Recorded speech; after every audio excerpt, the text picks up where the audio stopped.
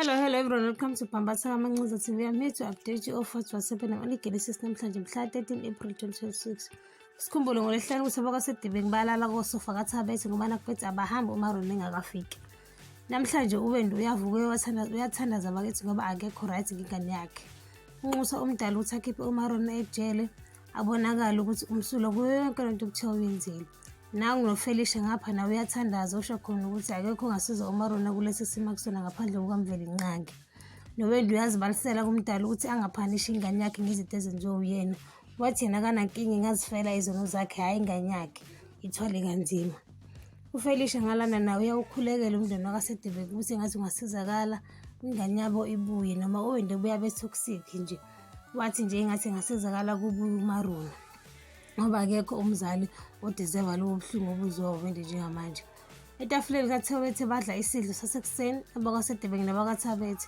Uqhamuka awusethi uzothelela uWendu uJosi phela njengoba kudliwa avela unqabi nje uWendu athi nje yena akukho ukudla azokudla ekubeni ingane yakhe ingekho phambi kobuso bakhe.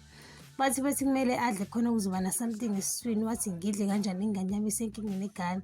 Wathi kumndeni wakhe nina nezibindi. Bathi ukudla nje lokho kungatheni Wendi. Babesathe bayamncinga wazi what if ufake uPoison uFelicia kulokhu kudla. Lapho uFelicia uhlulwe ngisho nokukhuluma uma ebhekene noWendu ngoba akamkhoni. Lapha akathuli uWendu emlomeni utshela uFelicia ukuthi umoshe impilo yezingane zakhe ekubeni ezakhe zi-right. Wathi nje uFelicia iphi ingane yami ekhona njengamanje lana.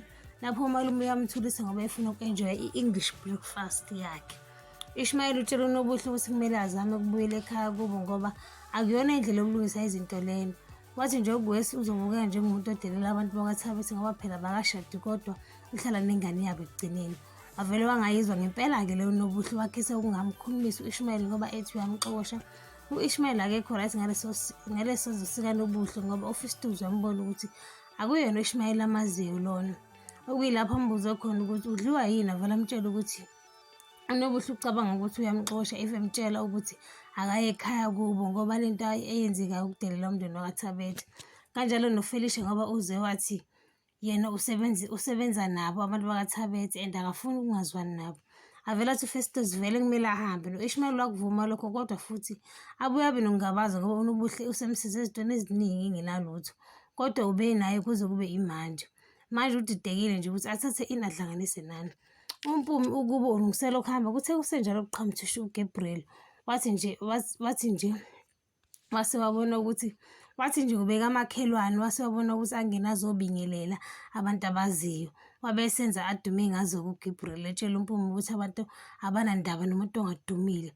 Athi nje nalento kaMaron yama-drugs bingasho lutho. Athi nje uMpumikazi bengingaboni ngani ukuthi lokhu ukukhohlakala kwenziwa uwena ngokufaka uMaron ejele phela. Akayingeni-ke nje uGabriel kaMpumi okuyilapho amtshele khona ukuthi wena uhlushwa ukuthi ngithatha kancane awungiboni Gabriel. Waqhubeka wathi abantu abanendaba nawe noMaron wathi abantu banendaba noMaron wathi ngcono ngisho uMaron ngoba unabalandeli abaningi akafani nawe. Waze wathi awuzibuke nje ugqoke ijakhethi yeleda yogibela ne-taxi. Wathi nje uMpumi usuke endleleni yamfuna ukuhamba. Wathi athi uyambamba wathi nje uMpumi awungiyeki phansi wena. uWendu usalokhu evutha njalo lapha etafuleni lokudla kaThabethe usho khona ukuthi uzombonisa kahle uFelicia. Waze wathi uma empini nesigebengu awuyi with empty handed. Wathi uFelicia ubani isigebengu Wendu? Wathi nje umnyeni wakho uGabriel washo ukuthi uyisigebengu wena. Wathi uGabriel wayazi ukuthi ukhuluma ngani. Wathi uFelicia akayena nje umama okhulwayo lapho sekukhona umfundisi nonkosikazi wakhe balokhu bemthulise njalo uWendu kodwa lutho ukuthula ngathi wagwinya impepho. Bathi yini nje engiyithulela ngoba uMaron uyahlukumezeka ngoba nakho wakhe umama uyahlupheka. Bathi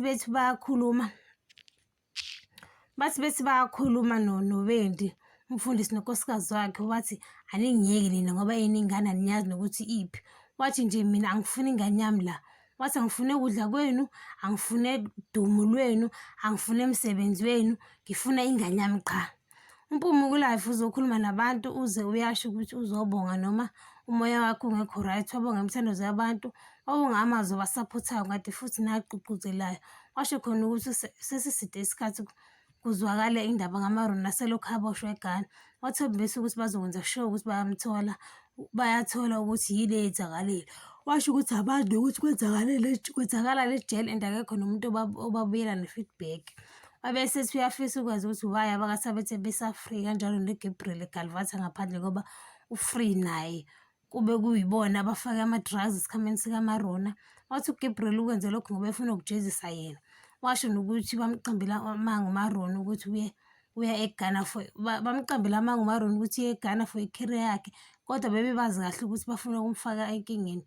Wase washo ukuthi uGabriel noFish abakaze bahlukana futhi basathandana nje kahle. Wathi benze ngathi abazwani ekubeni baplana lento abayenzayo kuMarona. Waze wathi yibona futhi abantshontshe izingoma zakhe ngoba bazifaka ngisho kuma-nomination. Wathi uGabriel ungitshontshele wabesethi abakazothola ukuphumula bengakakutholi ubulungiswa nguMarona ngoba akenzanga lutho umuntu owazi ngalento uGabriel Gigaba. Waze wathi bring back Marona, bring back Marona. AbakwaSedibeng nabakaThaba bathi bazihlalele nje kuthe kusenjalo kwangena uMonko ehamba noMarona bajabula uWendy nomndeni wakhe. Wazi wathi mntanami ubuyile, mntanami ubuyile, ngiyabonga.